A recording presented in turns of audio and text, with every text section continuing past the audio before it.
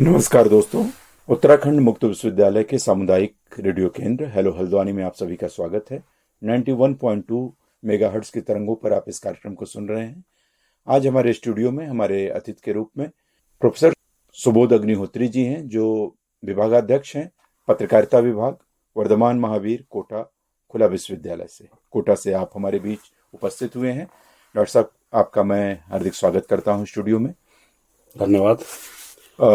हम लोग आज न्यू मीडिया, इलेक्ट्रॉनिक मीडिया और सोशल मीडिया पर बातचीत करने जा रहे हैं। मैं आपका स्वागत करते हुए सर पहला सवाल तो यही पूछूंगा कि पिछले 10-15 वर्षों के बीच मीडिया में क्या बदलाव हो गए हैं, न्यू मीडिया जिसे हम कह रहे हैं, और इस न्यू मीडिया ने पुरानी मीडिया को क्या बेदखल कर दिया है, उसका स्थानापन्न के रूप में उभरी है, या पूरा परिदृश्य मीडिया का किस रूप में, कितने बड़े डायमेंशन के रूप में, पैराडाइम शिफ्ट के रूप में आप इसे किस रूप में देखते हैं कि क्या बड़ा बदलाव हुआ है? हेलो हल्द्वानी के सभी श्रोताओं को मेरा नमस्कार। शशांक जी, आपने बहुत बढ़िया सवाल किया है, क्योंकि पिछले 10-15 सालों से जो मीडिया में हलचल हुई है, जो एक संक्रमण काल था और चलता रहता है, बहुत सारे बदलाव आए हैं। उन बदलावों के बीच में जिस तरह से शुरुआती दौर में न्यू मीडिया आया, अब धीरे धीरे वो एक तरीके से उसको नाम डिजिटल मीडिया दे दिया गया है, डिजिटली ट्रांसफॉर्म हो गया है। तो उसमें बहुत सारे बदलाव आ गए हैं, और आज के युवा जो पत्रकारिता में आना चाहते हैं, जो मास कम्युनिकेशन की फील्ड में अपना करियर बनाना चाहते हैं, तो उनको ये बड़ा लुभावने वाला मीडिया लगता है कि इसमें कुछ उनको आगे करने को मिले, जिससे उनकी रोजी रोटी या रोजगारोन्मुखी हो पाए। तो इसके लिए क्या है कि डिजिटल मीडिया जो है अपने वितान जो है वो फैला चुका है, और उसमें नई नई चीज़ें, नए नए उसके एक तरीके के पंख निकल रहे हैं। तो उनको समेटना और उनमें स्पेशलाइजेशन करना आज के युवाओं के लिए बहुत ज़रूरी हो गया है। डिजिटल मीडिया ने एक क्रांति पैदा कर दी है। सोशल मीडिया उसका एक पार्ट है, जिसमें बहुत सारे ऐसे प्लेटफॉर्म्स आ गए हैं, बहुत सारे ऐसे पोर्टल्स आ गए हैं, जिनको कि बना करके सोशल मीडिया प्लेटफॉर्म के जरिए लोग जुड़ सकते हैं। मास कम्युनिकेशन का एक बहुत बड़ा भाग है। और आज जिस तरह से हमको एक तरीके से जो डिजिटल प्लेटफॉर्म के जरिए जो लोगों की जुड़ने की प्रवृत्ति है, जो लोगों की देखने की प्रवृत्ति है, चाहे वो समाचार हो, चाहे वो मनोरंजन का क्षेत्र हो, चाहे वो मिमिक्री का क्षेत्र हो, चाहे वो चुटकुले सुनाने का क्षेत्र हो, चाहे संगीत का क्षेत्र हो, किसी भी क्षेत्र को लेकर के युवा अपना प्लेटफॉर्म बना सकते हैं, इस क्षेत्र में करियर बना सकते हैं, और उनको एक तरीके से अपॉर्चुनिटी के तौर पर, एक अवसर के तौर पर ये मीडिया प्लेटफॉर्म्स जो है वो मदद कर सकते हैं। और सबसे अच्छी बात ये है कि डिजिटली उनको इतना ट्रैफिक मिल सकता है, और मिल जाता है, मिल रहा है। ऐसे इन्फ्लुएंसर्स, ऐसे ब्लॉगर्स, ऐसे लोग हमारे बीच में हैं जो कि लाखों करोड़ों की कमाई कर रहे हैं। तो एक निर्धारित पैमाना है, उतना ट्रैफिक अगर उनके प्लेटफॉर्म पर आ जाता है, तो उसके बाद उनको गूगल से विज्ञापन या बहुत सारे ऐसे विज्ञापन मिलने लगते हैं, और अच्छी कमाई वो घर बैठे कर सकते हैं, कर रहे हैं। तो युवाओं के लिए मैं समझता हूँ कि पत्रकारिता की फील्ड में जो एक तरीके का पैराडाइम शिफ्ट हुआ है, कि लोग पहले जाते थे, अखबारों के दफ्तर जाते थे, या न्यूज़ चैनल में जाते थे, या टीवी चैनलों में जाते थे, वहाँ जा कर के वो कवर करते थे, फिर घटना स्थल पे जाते थे। अब जो डिजिटल या सोशल मीडिया की क्रांति हुई है, उसमें आपको कहीं जाने की ज़रूरत नहीं है। घर बैठे ही आप उन तस्वीरों को मंगा सकते हैं, उन फोटोज़ को मंगा सकते हैं। स्पॉट पे जो भी मौजूद है, उससे आप घटना का पूरा विवरण ले करके, उसका विवरण ले करके आप उसको पूरी तरीके से अपने ढंग से उसको ट्रांसफॉर्म करके एक अच्छी स्टोरी के रूप में आप उसको प्रचारित और प्रसारित कर सकते हैं। कहीं जाने की ज़रूरत नहीं। तो लोगों का क्या है कि जो कोरोना के बाद एक स्थिति आई थी कि जो प्लेटफॉर्म जितने भी थे वो एक कमरे में सिमट गए थे, बड़े बड़े मीडिया हाउस एक कमरे में सिमट गए थे। तो ये केवल और केवल डिजिटल मीडिया की क्रांति थी, और इसका कोई प्रभाव नहीं था। घर बैठे जो है अखबार भी निकल रहे थे, और अखबार भी अब डिजिटली आपको मिल रहे हैं। अब आप कोई कॉपी खरीदना पसंद नहीं कर रहा है। तो आप ये देखिए कि डिजिटल युग में आपको पीडीएफ्स जो है, हर अखबार के 16 पन्ने आपको पीडीएफ के रूप में आपके मोबाइल फ़ोन पर मौजूद हैं, और मोबाइल में आप क्लिक करते ही पूरा अखबार पढ़ लेते हैं। तो आपको वो कॉपी भी खरीदने की ज़रूरत नहीं है। इसी तरह से आप अपना ब्लॉग बना सकते हैं, अपना प्लेटफॉर्म सोशल मीडिया का कोई क्रिएट कर सकते हैं, पोर्टल बना सकते हैं, तो उसके जरिए ये सारी चीज़ें आप उस पर दे सकते हैं। आजकल देखिए मनोरंजन का एक नया युग शुरू हुआ है, लोग कव्वाली कह रहे हैं, लोग किसी तरह से जो है अंत्याक्षरी कर रहे हैं, उस पर चुटकुले सुना रहे हैं, हंसी मजाक के जो है वो कई ऐसे पोर्टल्स आ गए हैं जो कि युवाओं के बीच में बहुत फेमस हैं। कवि सम्मेलन, कवि मंच का एक पूरा शुरू हो गया है जब से हिंदी पत्रकारिता ने अपनी करवट बदली। और हिंदी पत्रकारिता का जैसा आपको पता है कि नॉर्थ इंडियन स्टेट में करीब 78% से ज़्यादा का मार्केट है, तो उस मार्केट में हिंदी ने भी अपना जो है एक पूरा वर्चस्व कायम किया है। और हिंदी पत्रकारिता ने जो वर्चस्व कायम किया है उसके चलते जो है वो हिंदी के चैनल, हिंदी के ब्लॉग्स, हिंदी के पोर्टल और हिंदी को लेकर के जो एक क्रांति आई है उसमें पत्रकारिता ने भी अपना एक नया रूप दिखाया है। और आज तो डिजिटल मीडिया जिस युग में पहुंच गया है, आज extended reality, virtual reality, augmented reality, इन सब का दौर है। आप देखते होंगे कि पानी के अंदर शूटिंग हो रही है, पानी के अंदर जो है अभी कुछ दिन पहले कुछ शूटिंग हुई है, कुछ बच्चों के रियलिटी के जो शो हैं वो आपको पानी के अंदर शूट किए जा रहे हैं, बच्चे डांस कर रहे हैं। तो ये सारा कुछ जो आपको दिख रहा है, एक वर्चुअल वर्ल्ड आपको दिखाया जाता है। उसको पहले हम लोग देखा करते थे, एक चश्मा लगा करके देखते थे, बड़े बड़े सर्कस में, बड़े बड़े दूसरी जगहों पे जाते थे, लेकिन अब वो घर बैठे वो आपके पोर्टल पे मौजूद हैं। तो इस तरह से युवाओं के लिए बिल्कुल घबराने की जरूरत नहीं है, वो पत्रकारिता का कोर्स कहीं से भी कर सकते हैं और उसके बाद वो अपनी इस करियर को आगे बना सकते हैं। डिजिटल मीडिया के इस पूरे दौर में वो अपने को पैरों पर खड़ा कर सकते हैं और अच्छी खासी कमाई भी कर सकते हैं। आपने बहुत अच्छी बात बताई। आपकी बातचीत में ये समझ में आया कि इस डिजिटल मीडिया का विस्तार हमारे घर, हमारे जीवन, हमारे मनोरंजन से लेकर हमारे आर्थिक तंत्र तक पूरी तरह से डिजिटल मीडिया वहाँ भी कंट्रोल कर रहा है या हमारे आसपास है। एक पुराना मन मस्तिष्क का व्यक्ति जब डिजिटल मीडिया की ओर जाता है या उससे प्रभावित होता है, या प्रभावित भी होना क्या कि उसकी मजबूरी ही है, वो उसी युग में जी रहा है। बहुत सी ऐसी चीज़ें भी इसमें भ्रामक रूप में भी आ रही हैं और इसका कोई कंट्रोल नहीं है, कोई संपादन एडिट का कोई माध्यम नहीं है। सरकारी तौर पे कुछ प्रयास भी बीच बीच में होते हैं, जैसे हर कोई संपादक है, भाषा अपने ढंग से चल रही है। इन सब पक्षों पर क्या ऐसी कोई संभावना है कि डिजिटल मीडिया या सोशल मीडिया के तौर पे, खास तौर पे मैं बात कर रहा हूँ कि जैसे फेसबुक है, ब्लॉग हैं, ट्विटर हैं, इसके नियंत्रण की ज़रूरत है कि नहीं, या नियंत्रण की भी अगर कोई इस तरह की सरकारी प्रावधान है, या इसके अनुशासन का क्या रूप हो, वो मैं समझना चाह रहा था। डॉक्टर साहब, बहुत बढ़िया सवाल आपने किया है। निश्चित रूप से अभी तक क्या है कि बहुत सारे रूल्स, कानून, नियम बनाए गए हैं और बनाए जाने के बाद में क्या है उन पर बहुत सख्ती से पालन भी किया जा रहा है। कई जो वेबसाइट जो ऑब्ससीन कंटेंट देती हैं या इस तरह का जो जिनका भाषाई दृष्टिकोण सही नहीं है उन पर कार्रवाई भी हुई है, लेकिन अभी क्या है इसका बहुत ही कम है प्रभाव। दूसरा ये है कि जो मीडिया का पूरा क्षेत्र है, आप देखिए कि ये पूरा बौद्धिकता से जुड़ा है। ये माना जाता है कि जो बौद्धिक व्यक्ति है या जो बौद्धिक समुदाय है वो अपने आप में एक तरीके से सेल्फ मोटिवेटेड या सेल्फ डिसिप्लिन्ड उसको होना चाहिए कि हमको ये काम नहीं करना है और हमको ये काम करना है। तो इसलिए जो बहुत बड़े मानकीकृत करने वाले लोग हैं जो स्टैंडर्डाइज कर रहे हैं चीज़ों को, उनका ये भी कहना है कि मीडिया को क्या है कि अपने स्व अनुशासन को भी ध्यान में रखना चाहिए।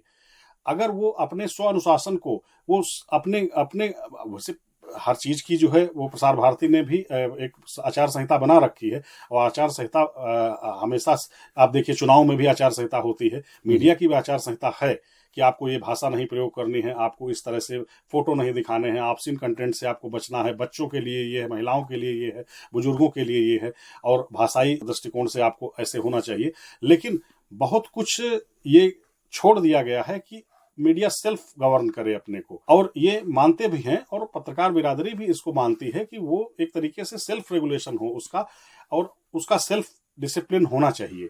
तो अभी इस पर काम करने की बहुत जरूरत है। बाहर के देशों में इस पर होता है, लेकिन वो फिर कानून इतने सख्त हो जाते हैं। अगर चाइना वगैरह की बात करें हम, या दूसरे और कंट्रीज की बात करें, तो वहां सख्त कानून इतने हो जाते हैं कि फिर मीडिया की अपनी एक तरीके की फिर वो जो स्वतंत्रता मिली हुई है उसको संवैधानिक, जी। वो स्वतंत्रता फिर हैम्पर होने लगती है। उसमें फिर अगर पत्रकारों को आप जेल में डालना शुरू कर देंगे तो लगेगा कि फिर एक दमनात्मक रवैया हो गया है। तो इसलिए ये कहा जाता है कि भाई सेल्फ इसको जो है गवर्न करिए।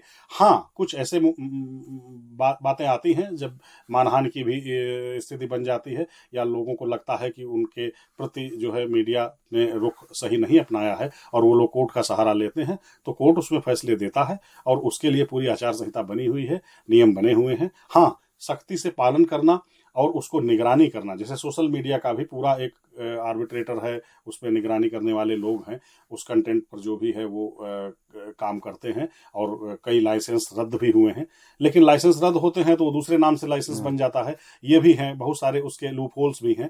तो इस तरह से चीज़ें हैं, लेकिन ये माना गया है कि बौद्धिक वर्ड है, तो इसमें जहाँ तक हो सके वो अपनी आप आचार संहिता स्वयं बनाएं और अपनी बाउंड्री, अपनी सीमा रेखा, लक्ष्मण रेखा स्वयं तय करें, तो ये ज्यादा है। मतलब मूल बात यह है कि स्वविवेक का पालन करके ही सोशल मीडिया और उस प्लेटफॉर्म का उपयोग करें। तो ये बहुत महत्वपूर्ण बात की।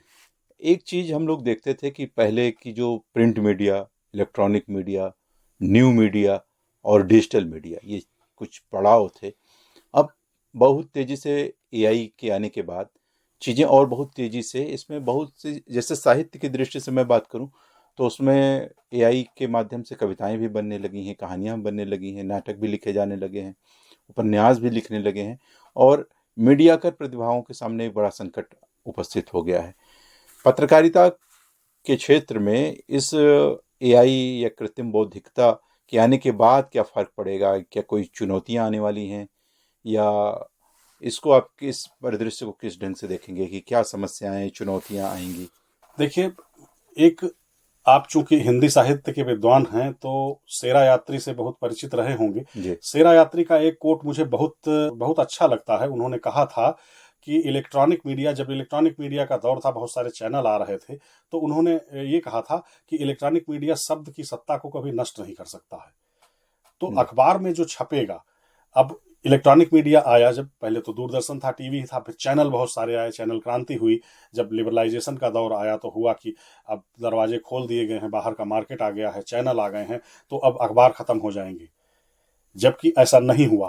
अखबार और बढ़े और अखबारों का संस्करण लोकलाइज हो गया, अखबारों के प्रसार में भी वृद्धि हुई। तो ये एक वैकल्पिक, एक पैरेलल मीडिया खड़ा जरूर हुआ, लेकिन वो खत्म नहीं कर पाया उसको।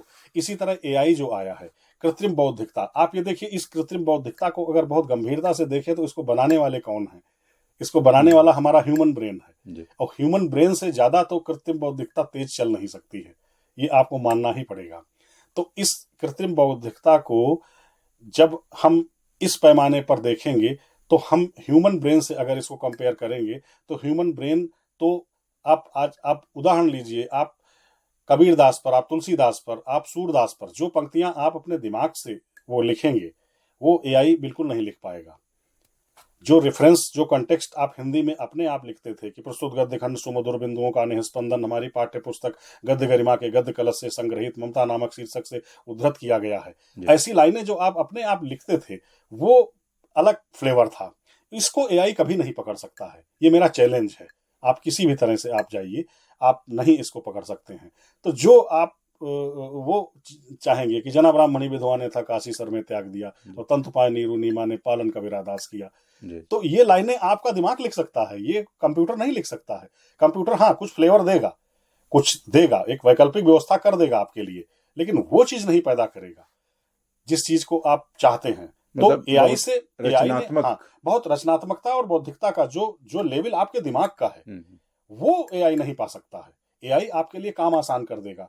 एआई आप उससे कहेंगे कि पहाड़ पर कविताएं दे दीजिए तो 10 कविताएं पहाड़ पे बना के दे देगा। लेकिन चुनौतियां भी तो प्रस्तुत कर रहा है दूसरे ढंग से। हाँ, दूसरे ढंग से चुनौतियां हैं, लेकिन चुनौतियां उस समय भी आई थी कि जब ये था कि आप देखिए कि इन चुनौतियों में ही उसका जवाब छिपा है। जैसे खास तौर से अगर साहित्य के आप बात करें तो जैसे कंटेंट चोरी की दृष्टि से या प्लेजरिज्म की दृष्टि से एआई ने बढ़ोतरी की है, ऐसा लोग कहने लगे हैं कि अब चीज़ें आसान हो गई हैं, कहीं की चीज़ शोध को। में हाँ ये होने लगा है कि लोग कुछ कंटेंट जो है वो चोरी कर रहे हैं, लेकिन अब उसी तरह से सॉफ्टवेयर भी आगे बनेंगे जी जी तो पकड़ेंगे। भाई देखिए, पुलिस में भी तो रिफॉर्म हुआ है। जी जी पुलिस एक समय जाती थी तो आपकी गाड़ी निकल जाती थी, आप महीनों पता नहीं चलता था। जी। अब आपकी गाड़ी निकली है तो 10 कैमरों से गुजर के निकली, आप कहाँ पर, आप एक जगह से एक्सीडेंट करके जाएंगे, दूसरे चौराहे हाँ, में धरे मतलब जाएंगे। दोनों पक्ष हैं। दोनों पक्ष हैं। हाँ तो आप जिस चुनौती की बात कर रहे हैं, उस चुनौती का शमन करने वाले ही अब टेक्निकल एक्सपर्ट तैयार होंगे। जी तो आपको आपका जवाब, आपका उत्तर उसी में है जी कि जो चुनौती खड़ी हो रही है, आप कंप्यूटर बनाने के लोग भी तैयार हो गए। जी जी आप कभी कहते थे कि कंप्यूटर खराब हो गया है, अब आप अपने टेक्निकल एक्सपर्ट को दिखाइए, तुरंत उसमें से दो तार निकाल के जोड़ देगा और दो तार और हटा देगा और खुरच के सही कर देगा, जी कंप्यूटर फिर चलने लगा। जी तो कहने का मतलब है कि अब उस कंप्यूटर को चीन या अमेरिका नहीं भेजने की जरूरत है, जी वो आपका बन गया लोकल एक्सपर्ट। तो आप एआई का जो आप देख रहे हैं, तो एआई में अगर कोई गड़बड़ी होती है, कहीं पर भी कोई चीज है, वो जो आपका अतिक्रमण कर रहा है, जो चुनौती खड़ी कर रहा है, उस चुनौती का भाई ताले की चाबी तो बनती ही है। तो उसी तरह से आप एक चाबी का निर्माण करेंगे और एक्सपर्ट उसी से निकलेगा और जी उसी में उसके रोजगार के नए अवसर डेवलप होंगे। जी अब ये होगा कि एआई की जो ये चुनौतियां हैं, उन चीजों का सोल्यूशन हमारे पास है, हमारी कंपनी है, हमारे एक्सपर्ट हैं, आप हायर कीजिए। ये भी समय आने वाला है। तो इस तरह से तो एआई ऐसा नहीं है, एआई से कहीं अगर जॉब जा रहा है तो कहीं फिर जॉब का अवसर भी खुलेगा। तो ये चीजें आएंगी। तो दौर ये अच्छा है हाँ, यानी पत्रकारिता आप का। इस पूरे परिदृश्य को सकारात्मक रूप में देख रहे हैं। और जी हमारी जो भी आसपास, क्योंकि ये पूरा युग मीडिया का युग, जब ये उत्तर आधुनिकता और पोस्ट मॉडर्निज्म की बात होने लगी थी, तो मार्शल मैक्लुहान से लेके तमाम चिंतकों ने कहा कि मीडियम इज मैसेज, और ये पूरा मीडिया का।